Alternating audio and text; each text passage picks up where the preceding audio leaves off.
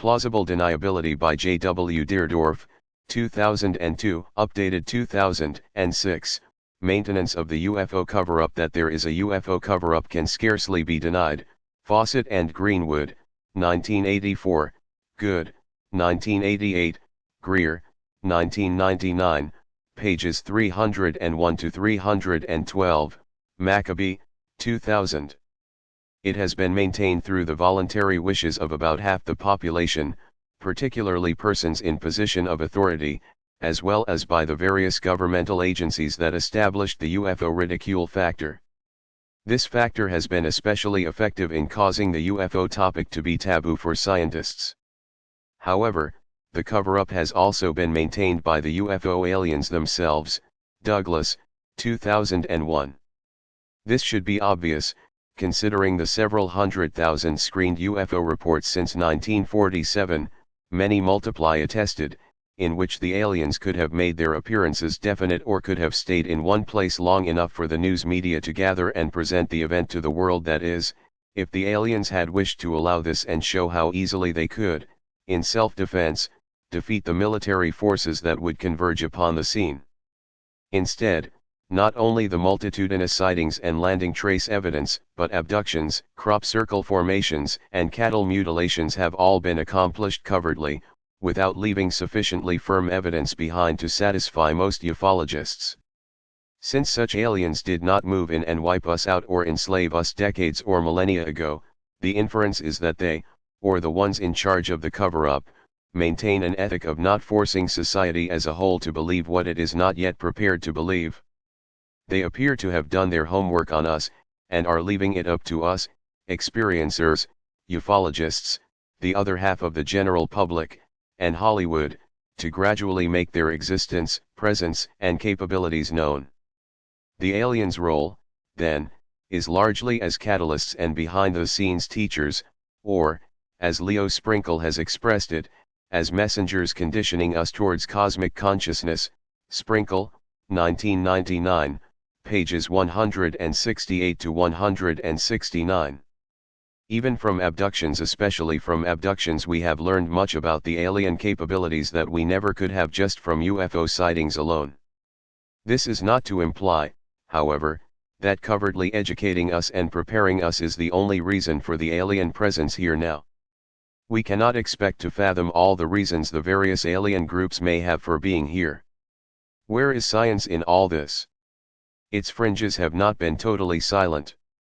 In the past quarter century, the hypothesis has been proposed that aliens are currently in Earth's vicinity and aware of us, but are mainly staying out of sight, by means of their advanced technology, because they have an embargo or quarantine against us, or because they are treating the solar system as if it were a wildlife refuge. Example: C. Ball, 1973, Kuiper and Morris, 1977, Harrison, 1981, Soter, 1985. Suggested motivations for such strategies include the desire by ethical aliens to wait until we have become more civilized, to not provoke our societies into chaos by a sudden alien presence for which we are unprepared, and to ensure that unethical alien groups don't take over. The UFO phenomenon then represents a purposeful leak in the alien embargo, such that when full disclosure does occur, the shock upon society will not be so calamitous.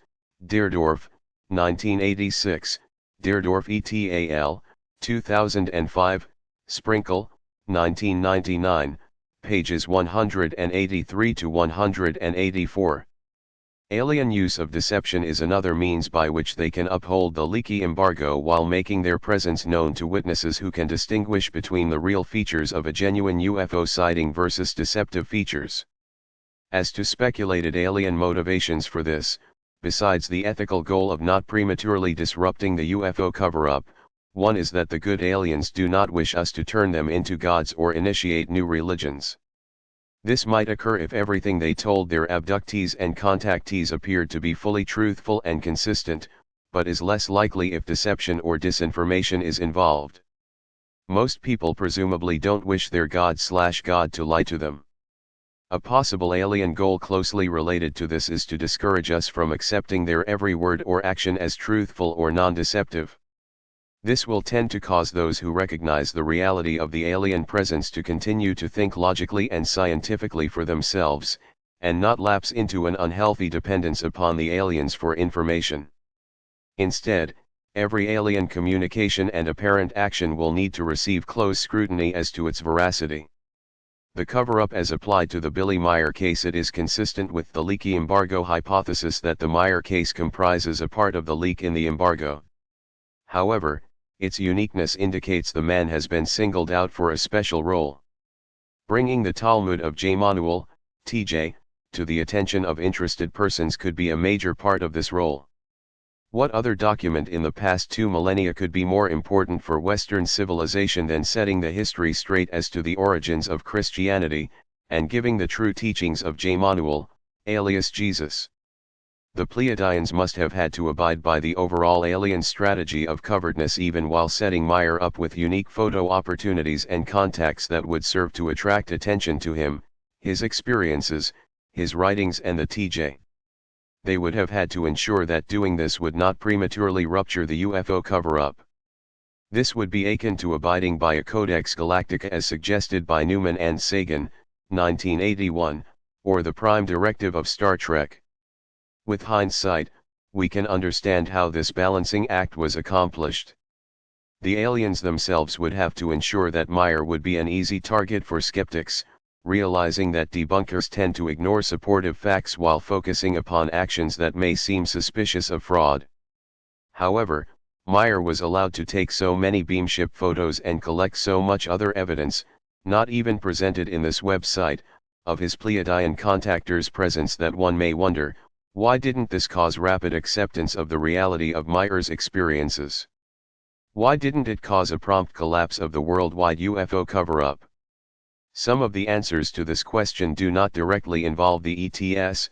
Too many ufologists did not wish to treat a contactee case seriously. The Meier case was far too unique, and so ufologists would dismiss it like scientists do a datum point that lies too far afield. Such ufologists did not wish to accept the possibility that aliens could actually work magical wonders well beyond our present level of understanding.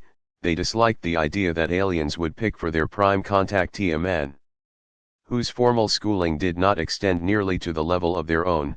They did not wish to receive ridicule from colleagues, they did not care for the spiritual message Meier received and disseminated, etc. Other answers involve the ETS. Here are some of the actions that Meier's ETS could take, or did take, to prevent the large amount of good evidence they allowed him to accumulate from rupturing the UFO cover-up. A. Allow only Meier to come to contact meetings. B. Allow only Meier to take daytime photos and 8mm film of the Pleiadian UFOs. C. Not allow Meier to photograph any of the Pleiadians themselves. D. Cause the tree at Fuchsbühlhof Halden in July 1975 to disappear only days after he took his photos of the beamship. Hovering there on all sides of the tree. E. Shower Meier with excessive flattery at times during contact meetings, which he would object to but dutifully record in his contact reports. Later, cynical readers would then assume that Meier had invented self-flattering prose. F. Maneuver a beamship deceptively during one of the 8mm movie filmings, example Maccabee, 1989a, Deardorff, 1989, Maccabee, 1989b, so as to make it appear rather like an oscillating UFO model. G. Provide Meier, temporarily, with a model beamship, which he photographed and reported to be a model. Meier, 1983, photo number 63, Stevens, 1988a, then retrieve it. H. Treat Meier to space trips and other events involving some of the aliens' advanced technology, which would only invite incredulity on the part of most ufologists. I. Include items of disinformation at times for Meier to transmit in his contact reports, which items most ufologists or scientists would either chuckle over or shake their heads in disbelief, while assuming that Meier had invented them. This may include purposely false prophecies intermixed with astonishingly accurate prophecies. J. Tell Meier at first that his contactors were from the Pleiades, then later that they were from a space-time shifted form of the Pleiades, and that they should be called Plejarens. not Pleiadians. This could make it seem like Meier learned in the interim that the Pleiades were not an old enough star cluster to have evolved conditions suitable for advanced life. To develop, provide Meier, in 1990, with minor corrections to the Talmud of J. Manuel, Deardorff, 2001, this could reinforce skeptics' views that Meier had invented the entire TJ. With plausible deniability in mind, they appear to have taken other actions regarding the TJ also, ensuring that Meier would survive to distribute the TJ translation while taking no such action to ensure survival of the translator, Rashid, and the Aramaic scrolls/rolls themselves, after the early 1970s, causing a rock slide down over the hillside containing the tomb site in which the TJ had been unearthed. All of the above actions, and more, may, when examined only superficially, seem to discredit Meier, but they were well under the control of the Pleiadians/Plejarens to have implemented. Most of them are self-explanatory. In F, the particular maneuver in the Maccabee reference mostly involved the UFO circling around the top of a tree in a simple harmonic motion, as in a pendulum movement. The skeptic's interpretation then was of a model swinging around a model tree at the end of a string whose length could be deduced from the period of the pendular movements. Thus this maneuver fit in well with the alien strategy outlined. However, pendular UFO motions have been noted in other witnessed UFO instances: Olson, 1989, Pine, 1993, Maccabee, 1993. Thus the UFO craft are quite capable of such maneuvers, and when this incident is examined in depth, one finds far too many very serious problems with the hoax hypothesis to advocate it. Item I, above is especially important. By including some silly science, contradictions, and/or unacceptable thoughts into what they tell a contactee, the aliens can ensure that most scientists who learn of it will assume the contactee invented it. Although Meier's contact reports are fascinating reading, this precaution should be kept in mind. In many instances, however, even a scientist may not be able to discern for sure just what in these reports could be disinformation as opposed to truth. These reports are very realistic in their word-for-word recordings of what Meier said in response to what his contactor, S, told him, and in contact-related events they describe what different witnesses have corroborated.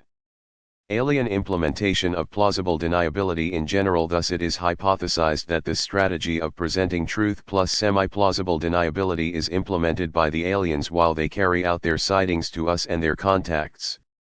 Within ufology in general, aliens sometimes present their craft at nearly the same time, and in the same general location where persons are situated who could witness it, as the occurrence of a scientifically explainable event, such as a bright meteor or a satellite re-entry. Gordon, 1985, p. 8. This seems to have happened much too often to be explained by coincidence. If in any particular instance the aliens should decide that they provided too much UFO evidence to some witness, they can always provide some further, seemingly bizarre, incident for that witness to experience that will tend to discredit him or her. Alternatively, they can cause evidence to vanish. Example: Stevens, 1982, p. 426, Gordon, 1984, Stevens, 1988 b. pages 139 to 140, Kinder, 1987, 249 to 253, Walters and Maccabee, 1997, pages 34 to 35, including angel hair, and similarly for fetuses that vanish from pregnant abductees' wombs. Yet again they can send around a few men in black, MIB, to intimidate the witness into not speaking out further, Clark, 1998, or to cause him/her to become discredited after reporting some bizarre aspect of the MIBs or their dress or behavior. In the Meier case, the Pleiadians/Plejarens must then have been especially careful to frequently provide deceptive evidence or remove other evidence in order to maintain the UFO cover-up in the face of all the positive evidence they allowed him to accumulate. Item I is also important in serving to prevent a UFO case from turning into some new religion, for it is ethical enough to refrain from doing so. Who would want to turn the Pleiadians into gods and goddesses upon noticing that they have dished out disinformation along with truths? Or, how could Meier ever be treated as a spiritual teacher, or head of a new religion, if everything he relayed from the Pleiadians/Plejarens has to be considered on its own merits as to whether it is wheat or chaff? This strategy of semi-plausible deniability seems to be fail-safe, in that even disclosing it can in no way cause it to fail. Those who are intent to focus on the aliens' deceptive actions, or the naturally occurring uncertainties in a case, while dismissing the supportive evidence, are not likely to accept the reality of an alien strategy of semi-plausible deniability. They can just assume that those who do recognize the positive, supportive evidence are under a self-reinforcing delusion. The qualifier semi- is used here to prefix plausible deniability, because the UFO aliens present evidence that supports the reality of their presence and sightings, as well as presenting evidence or taking actions that can raise suspicions that the witnesses were mistaken or were hoaxers. The negative skeptics implausibly ignore the former while concentrating on the latter. This behavior seems to accompany such skeptics' refusal to accept the possibility or likelihood that not only are the UFO aliens present and greatly advanced over us technologically and scientifically, but they are also more intelligent than we, and can stay 2 jumps ahead of our best scientists. This topic, of the contacting UFO aliens, or ETI, actually being intelligent and implementing a strategy of semi-plausible deniability in dealing with us, such that people are not forced into believing what they don't want to believe, has been almost entirely neglected within ufology. If or when this strategy were to become widely known and accepted, the time would have arrived at which the aliens should no longer need to maintain their role in the UFO cover-up. Their strategy will then have succeeded. Some advantages of this semi-plausible deniability hypothesis are that it not only accounts for the UFO cover-up by the aliens themselves, and for UFO aliens not having wiped us out any time in our past, but accounts for both the firm evidence favoring particular UFO cases and the elements that skeptics find suspicious. References: Ball, J.A., 1973. The Zoo Hypothesis. Icarus, 46, pages 347 to 349. Clark, J., 1998. The UFO Book, Encyclopedia of the Extraterrestrial. Detroit M.I., Visible Ink Press. Deardorff, J.W., 1986. Possible Extraterrestrial Strategy for Earth. Cord. J. Roy. Astron SOC, 27, pages 94 to 101. Deardorff, J., 1989. Pleiades Pendulum, Letter. International UFO Reporter 14, Number 5, September/October, p. 21. Deardorff, J., H. B., Maccabee, B., and Puthoff, H. E., 2005. Inflation Theory Implications for Extraterrestrial Visitation. J. British Interplanetary SOC, 58, pages 43 to 50. Douglas, E., 2001. Why doesn't the U.S. government tell the truth about UFOs? MUFON UFO Journal number 393, February, pages 6 to 7. Fawcett, L., and Greenwood, B.J., 1984. Clear Intent, The Government Cover-Up of the UFO Experience. Englewood Cliffs, New Jersey, Prentice Hall. Good, T., 1988. Above Top Secret, The Worldwide UFO Cover-Up. New York, William Morrow. Gordon, S., 1984. Update on the Bellwood, Pennsylvania UFO car lift case. MUFON UFO J number 200, December. Gordon, S., 1985. Penn State sighting. MUFON UFO J number 212, December. Greer, S., 1999. Extraterrestrial Contact, The Evidence and Implications. Afton, Virginia, Crossing Point Incorporated Publications. Harrison, E.R., 1981. Cosmology. New York, Cambridge University Press, p. 430. Kinder, G. 1987. Light Years, An Investigation into the Extraterrestrial Experiences of Edward Meier. New York, Atlantic Monthly Press. Kuiper, T.B.H., and Morris, M., Searching for Extraterrestrial Civilizations. Science 196, pages 616 to 621. Maccabee, B. 1989a. Pendulum from the Pleiades. International UFO Reporter 14, number 1, January/February, pages 11-12-22. Maccabee, B. 1989b. Pleiades Pendulum, Response. International UFO Reporter 14, number 5, pages 21-24. In this note, Maccabee does remark that at one point, the top of the tree, but only the top, momentarily swooped over in the direction of the UFO's travel as it passed very closely above it. Maccabee, B. 1993. Gulf Breeze Light Still Unexplained. International UFO Reporter 18, number 1, January/February, p. 20. Maccabee, B. 2000. UFO FBI Connection. St. Paul, Minnesota, Llewellyn Pubs. Meier, E., ca. 1983. Verzeichnis, Authentischer Farbfotos. Hinterschmadrudi, Switzerland, E. Meier. Newman, W., and Sagan, C. 1981. Galactic Civilizations, Population Dynamics and Interstellar Diffusion. Icarus 46, p. 296. In this paper the authors acknowledge the statement to have derived from Arthur C. Clarke. Olson, T.M. 1989. Pleiades Pendulum, Letter. International UFO Reporter 14, number 5, September/October, p. 24. Pine, C. 1993. In Current Cases, MUFON UFO Journal number 305, September, p. 20. Soter, S. 1985. The Cosmic Quarantine Hypothesis. Planetary Report 5, pages 20-21, a publication of the Planetary Society. Sprinkle, R. Leo, 1999. Soul Samples, Personal Explorations in Reincarnation and UFO Experiences.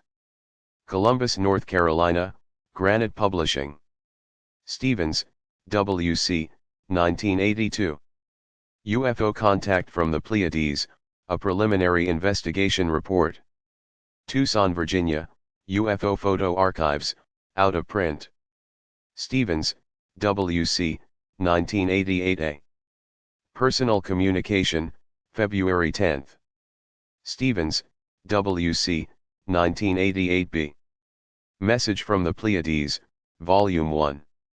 Tucson, Virginia, UFO Photo Archives, out of print. Walters, E. and Maccabee, B. 1997. UFOs Are Real, Here's the Proof. New York, Avon Books. Return to, Contents.